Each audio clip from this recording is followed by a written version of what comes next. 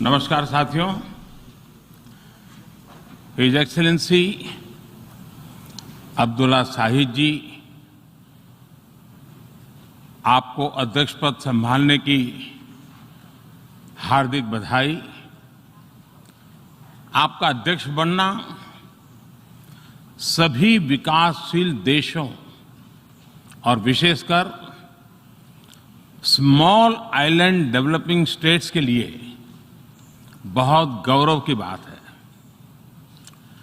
अध्यक्ष महोदय, गत 1.5 वर्ष से पूरा विश्व 100 साल में आई सबसे बड़ी महामारी का सामना कर रहा है। ऐसी भयंकर महामारी में जीवन गंवाने वाले सभी लोगों को मैं श्रद्धांजलि देता हूं और परिवारों के साथ अपनी संवेदनाएं व्यक्त करता हूं। अध्यक्ष महोदय, मैं उस देश का प्रतिनिधित्व कर रहा हूं जिसे मदर ऑफ डेमोक्रेसी का गौरव हासिल है। लोकतंत्र की हमारी हजारों वर्षों की महान परंपरा रही है। इस 15 अगस्त को भारत ने अपनी आजादी के 75वें साल में प्रवेश किया है। हमारी विविधता हमारे सशक्त लोकतंत्र की पहचान है। एक ऐसा देश जिसमें दर्जनों भाषाएं हैं, सैकड़ों बोलियां हैं, अलग अलग रहन सहन खान पान है। ये वाइब्रेंट डेमोक्रेसी का बेहतरीन उदाहरण है। ये भारत के लोकतंत्र की ताकत है कि एक छोटा बच्चा जो कभी एक रेलवे स्टेशन के टी स्टॉल पर अपने पिता की मदद करता था, वो आज चौथी बार भारत के प्रधानमंत्री के तौर पर यूएनजीए को संबोधित कर रहा है।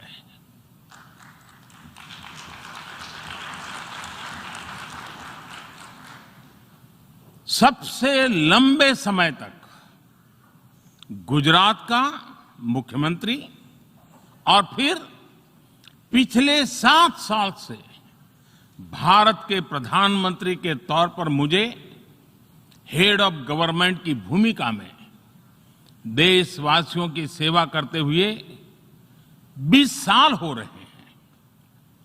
और मैं अपने अनुभव से कह रहा हूं, yes, democracy can deliver. Yes, democracy has delivered. अध्यक्ष महोदय, एकात्म मानव दर्शन के प्रणेता पंडित दीनदयाल उपाध्याय जी की आज जन्म जयंती है। एकात्म मानव दर्शन यानी इंटीग्रल ह्यूमनिज्म, अर्थात स्व से समष्टि तक विकास और विस्तार की सहयात्रा। Expansion of the self, moving from individual to the society, the nation and entire humanity। और ये चिंतन अंत्योदय को समर्पित है। अंत्योदय को आज की परिभाषा में where no one is left behind कहा जाता है। इसी भावना के साथ भारत आज इंटीग्रेटेड, इक्विटेबल डेवलपमेंट की राह पर आगे बढ़ रहा है। विकास सर्वसमावेशी हो, सर्वस्पर्शी हो, सर्वव्यापी हो, सर्वपोषक हो, यही हमारी प्राथमिकता है। बीते 7 वर्षों में भारत में 43 करोड़ से ज्यादा लोगों को बैंकिंग व्यवस्था से जोड़ा गया है, जो अब तक इससे वंचित थे। आज 36 करोड़ से अधिक ऐसे लोगों को भी बीमा सुरक्षा कवच मिला है, जो पहले इस बारे में सोच भी नहीं सकते थे। 50 करोड़ से ज्यादा लोगों को मुफ्त इलाज की सुविधा देकर भारत ने उन्हें क्वालिटी हेल्थ सर्विस से जोड़ा है। भारत ने 3 करोड़ पक्के घर बनाकर बेघर यानी होमलेस परिवारों को होम ओनर्स बनाया है। अध्यक्ष महोदय, प्रदूषित पानी भारत ही नहीं, पूरे विश्व और खासकर गरीब और विकासशील देशों की बहुत बड़ी समस्या है।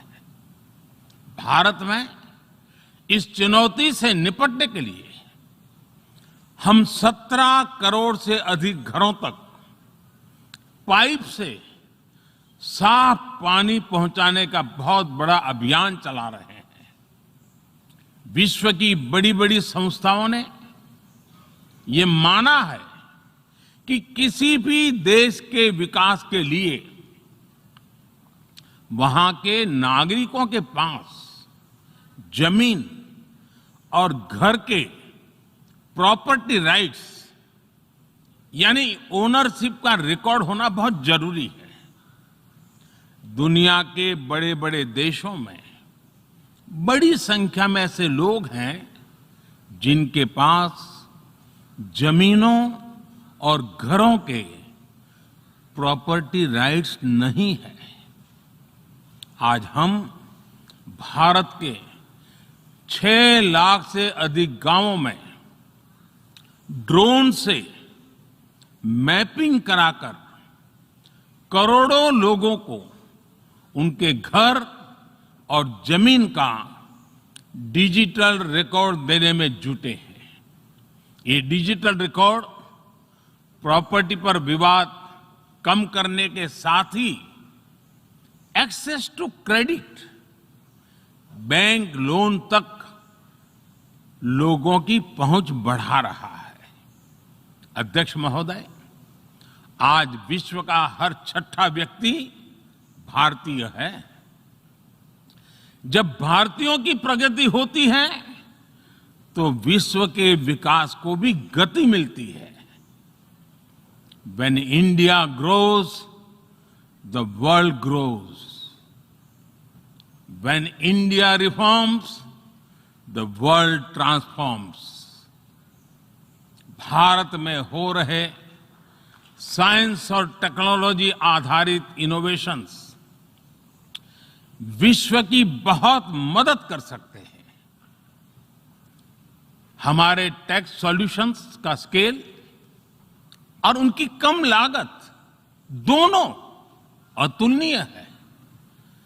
हमारे यूनिफाइड पेमेंट इंटरफेस यूपीआई आज भारत में हर महीने 350 करोड़ से ज्यादा ट्रांजैक्शन हो रहे हैं। भारत का वैक्सीन डिलीवरी प्लेटफॉर्म कोविन एक ही दिन में करोड़ों वैक्सीन डोज लगाने के लिए डिजिटल सपोर्ट दे रहा है। अध्यक्ष महोदय, सेवा परमो धर्मः, सेवा परमो धर्मः को जीने वाला भारत सीमित संसाधनों के बावजूद भी वैक्सीनेशन डेवलपमेंट और मैन्युफैक्चरिंग में जी जान से जुटा है। मैं यूएनजीए को ये जानकारी देना चाहता हूं कि भारत ने दुनिया की पहली डीएनए वैक्सीन विकसित कर ली है, जिसे 12 साल की आयु से ज्यादा के सभी लोगों को लगाया जा सकता है। एक और mRNA वैक्सीन अपने डेवलपमेंट के आखिरी चरण में है। भारत के वैज्ञानिक कोरोना की एक नेजल वैक्सीन के निर्माण में भी जुटे हैं। मानवता के प्रति अपने दायित्व को समझते हुए भारत ने एक बार फिर दुनिया के जरूरतमंदों को वैक्सीन देनी शुरू कर दी है।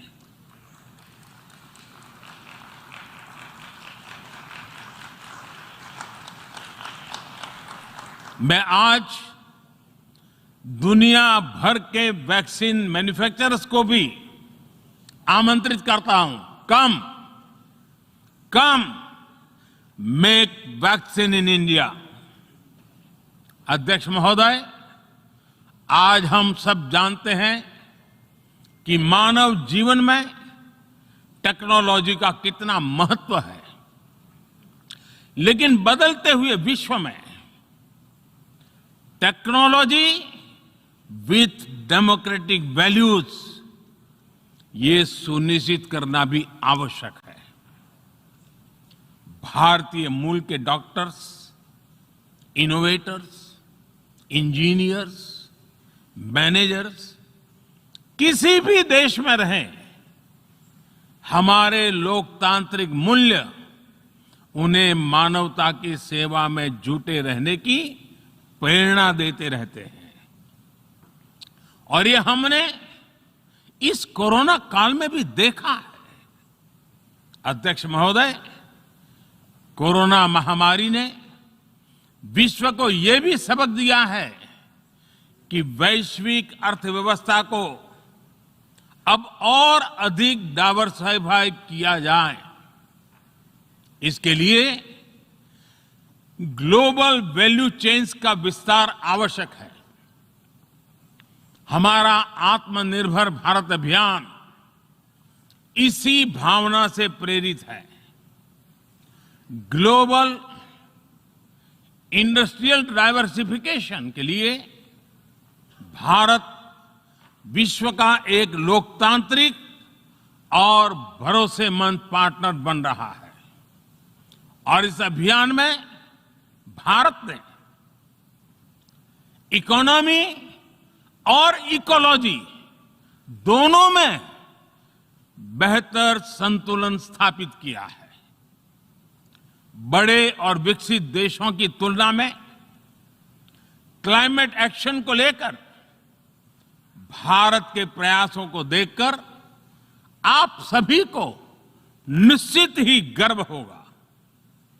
आज भारत बहुत तेजी के साथ 450 गीगावाट रिन्यूएबल एनर्जी के लक्ष्य की तरफ बढ़ रहा है। हम भारत को दुनिया का सबसे बड़ा ग्रीन हाइड्रोजन हब बनाने के अभियान में भी जुट गए हैं। अध्यक्ष महोदय, हमें अपनी आने वाली पीढ़ियों को जवाब देना है कि जब फैसले लेने का समय था, तब जिन पर विश्व को दिशा देने का दायित्व था, वो क्या कर रहे थे। आज विश्व के सामने रिग्रेसिव थिंकिंग और एक्सट्रीमिज्म का खतरा बढ़ता जा रहा है। इन परिस्थितियों में पूरे विश्व को साइंस बेस्ड रेशनल और प्रोग्रेसिव थिंकिंग को विकास का आधार बनाना ही होगा। साइंस बेस्ड अप्रोच को मजबूत करने के लिए भारत एक्सपीरियंस बेस्ड लर्निंग को बढ़ावा दे रहा है। हमारे यहां स्कूलों में हजारों अटल टिंकरिंग लैब्स खोली गई हैं, इंक्यूबेटर्स बने हैं और एक मजबूत स्टार्टअप इकोसिस्टम विकसित हुआ है। अपनी आजादी के 75 वर्ष के उपलक्ष्य में जब हम आजादी का अमृत महोत्सव मना रहे हैं, भारत 75 ऐसे सैटेलाइट्स को अंतरिक्ष में भेजने वाला है जो भारतीय विद्यार्थी स्कूल कॉलेजों में बना रहे हैं। अध्यक्ष जी, दूसरी ओर रिग्रेसिव थिंकिंग के साथ जो देश आतंकवाद का पॉलिटिकल टूल के रूप में इस्तेमाल कर रहे हैं, उन्हें ये समझना होगा कि आतंकवाद उनके लिए भी उतना ही बड़ा खतरा है। ये सुनिश्चित किया जाना बहुत जरूरी है कि अफगानिस्तान की धरती का इस्तेमाल आतंकवाद फैलाने और आतंकी हमलों के लिए न हो। हमें इस बात के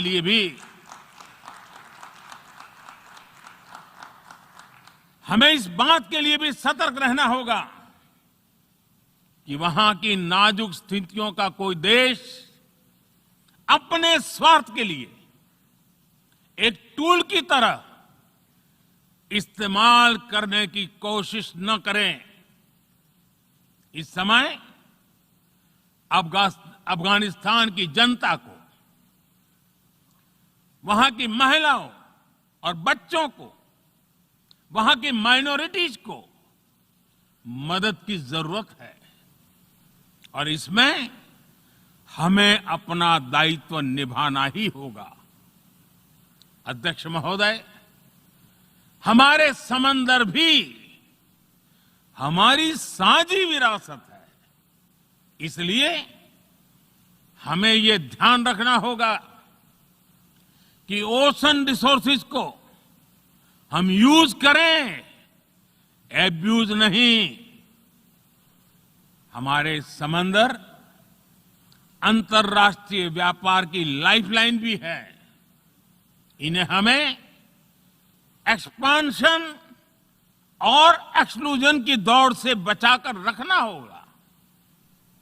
रूल बेस्ड वर्ल्ड ऑर्डर को सशक्त करने के लिए अंतर्राष्ट्रीय समुदाय को एक सुर में आवाज उठानी ही होगी।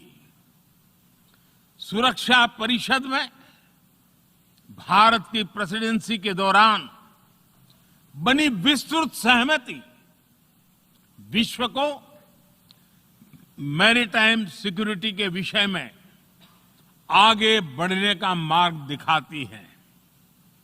अध्यक्ष महोदय, भारत के महान कूटनीतिज्ञ आचार्य चाणक्य ने सदियों पहले कहा था, कालातिक्रमात् कालातिक्रमात् काल एव फलम पिबति। जब सही समय पर सही कार्य नहीं किया जाता तो समय ही उस कार्य की सफलता को समाप्त कर देता है।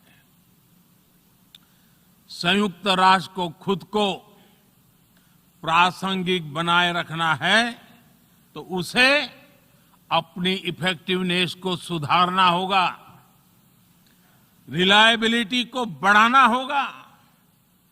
यूएन पर आज कई तरह के सवाल खड़े हो रहे हैं। इन सवाल को हमने क्लाइमेट क्राइसिस में देखा है, कोविड के दौरान देखा है, दुनिया के कई हिस्सों में चल रही प्रॉक्सी वॉर, आतंकवाद और अभी अफगानिस्तान के संकट ने इन सवालों को और गहरा कर दिया है। कोविड के ओरिजिन के संदर्भ में और ease of doing business ranking को लेकर वैश्विक गवर्नेंस से जुड़ी संस्थाओं ने दशकों के परिश्रम से बनी अपनी विश्वसनीयता को नुकसान पहुंचाया है। ये आवश्यक है कि हम यूएन को ग्लोबल ऑर्डर, ग्लोबल लॉज और ग्लोबल वैल्यूज के संरक्षण के लिए निरंतर सुदृढ़ करें। मैं नोबेल पुरस्कार विजेता गुरुदेव रविंद्रनाथ टैगोर जी के शब्दों के साथ अपनी बात समाप्त कर रहा हूं। शुभो कर्मोपोथे, शुभो कर्मोपोथे, धोरो निर्भयो गान, सौब दुर्बल सौन्योष होक अबोशान। अर्थात अपने शुभ कर्म पथ पर निर्भीक होकर आगे बढ़ो, सभी दुर्बलताएं और शंकाएं समाप्त हो। ये संदेश आज के संदर्भ में संयुक्त राष्ट्र के लिए जितना प्रासंगिक है, उतना ही हर जिम्मेदार देश के लिए भी उतना ही प्रासंगिक है। मुझे विश्वास है हम सबका प्रयास विश्व में शांति और सौहार्द बढ़ाएगा, विश्व को स्वस्थ, सुरक्षित और समृद्ध बनाएगा। इन्हीं शुभकामनाओं के साथ बहुत बहुत धन्यवाद। नमस्कार।